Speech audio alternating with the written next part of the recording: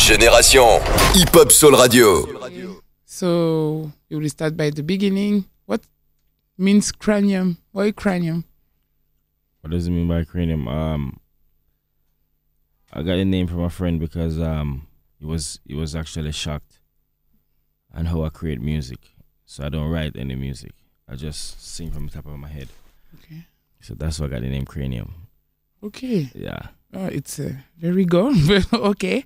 Yeah. Okay. And except your uncle's Screwdriver, who's the artist who give you the will to become an artist? You know what's crazy? I love Sam Cooke. Sam Cooke is one of my favorite artists of all time. And I'm more of a fan of songs rather than an artist, if that makes sense.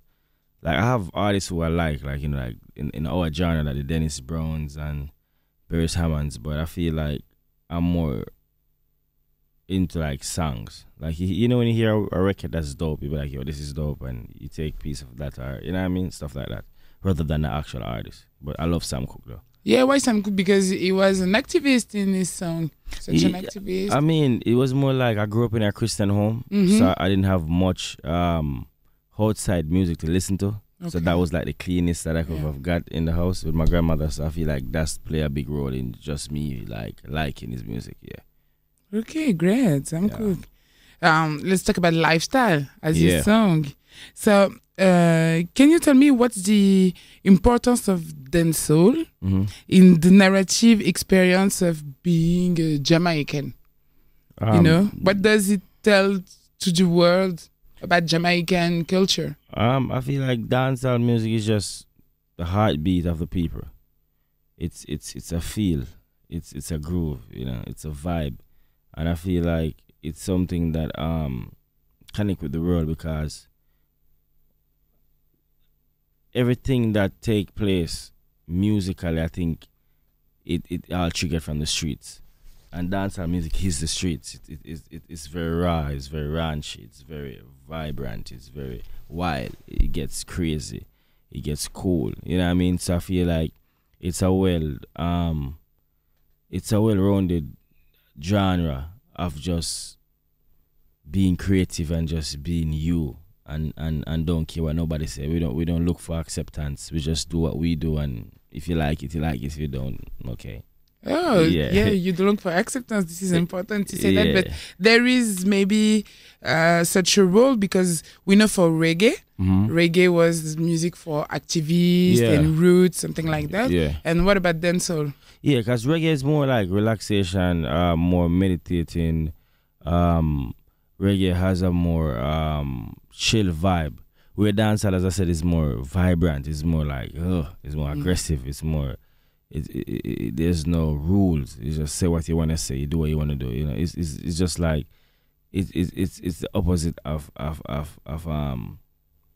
reggae. But at the end of the day, you still can get positive message from dancehall also. You know, it just depends on the artist and how he chooses to express himself. Because music is an expression. So I feel like everybody express their own self in their own manner, but dancehall music is just street, man. It's just raw, yeah. And are we right to think automatically that every music from Jamaican people or from Jamaica is reggae or dancehall necessarily? No, not necessarily. I feel like there's a mixture. Right at this point in life, man. Like I feel like an artist's job is to be artistic. So we don't have to stick on the same beat or stick to the same sound or stick to the same generic things that everybody expects it to sound like. Like for example, my music is just like, I don't know, it's a mixture between, you can hear like a R&B in it, you can hear like a hip hop in it, you hear like a reggae, like a dancehall. And remember reggae, remember we in Jamaica created hip hop, so we have all right to do whatever we want to do with it because we created it, so it's fine. Yeah, that's what my next question, because you worked with many artists, Tory Lanez, different artists, and Rotimi. Yeah, I've worked with Rotimi, I've worked with Ed Sheeran, I've worked with, my God, Tory Lanez, I've worked with Tyler LaSign, Baby Rexha, I've worked with some of the biggest names in music. And it's just all about connecting the dots. It's all about getting dancehall music mixed with what's going on outside of our genre. You know what I mean? As I said, we created it, so might as well just, you know what I mean, just be a part. And dancehall music has always been a flavor. It's never been priority. Okay. So like for me to get those fan base, I like get my get my fan base spread. I feel like it's always good to like do a mixture with other artists, whether it's a French artist, whether it's somebody from a different country, Spanish, Latin, whatever it is. I just feel like once I create a song and I like it, I always try to find out who would sound good on this record to complement it and just keep it moving. Yeah. And you also work with Mr. Easy. Correct. So you see this movement, this Afrobeat movement. Yeah. What's the part of Jamaica in this movement? It's good, man. Everybody.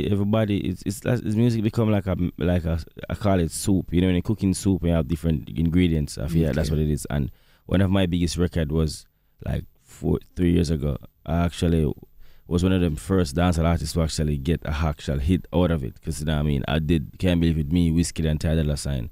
So the Afrobeat movement has always been something that's special to me that I actually liked for a long time ago. And shout out to Whiskey, who was a friend of mine. And, you know what I mean, we just make it work.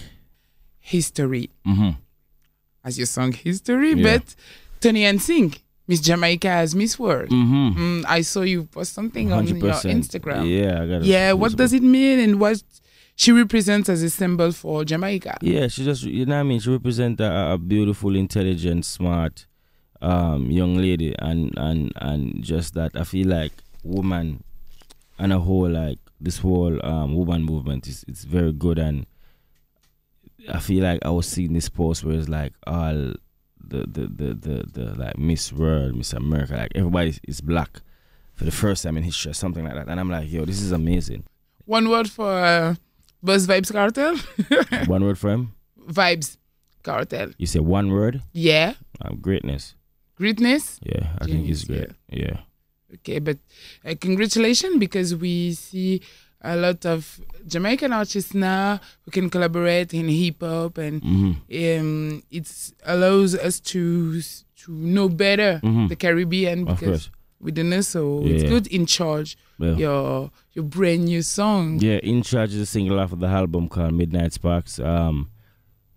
I've always been a ranch artist that sings the most slickest things, but in the most smoothest way. Because I'm very raw, you know. I get to the point. I don't have time to sugarcoat anything. So like, In Charge really expressed me as a man being in charge. Yeah, yeah. It's very explicit. Very explicit, but it's very clean. You know, there's two versions. And the funny thing is, like, that's me. You know what I mean? That's just me, and people dig it. You know what I mean? Because like, on the other side of the world, you know what I mean, this is what they want to hear from me. They like when I be myself, so I just be myself.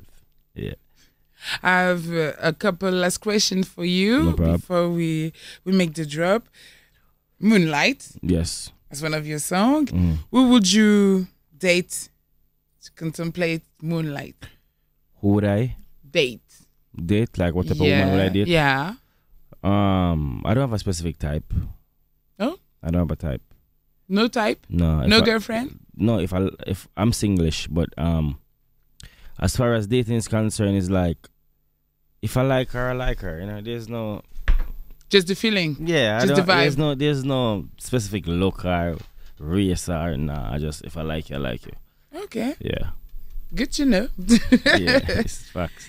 And what about your next step? If I listen Rumors, yeah, what will I hear? If you listen Rumors, is like from me listen to Rumors, because Rumors is more of an introduction for me. You know what I mean? Because that was my first project.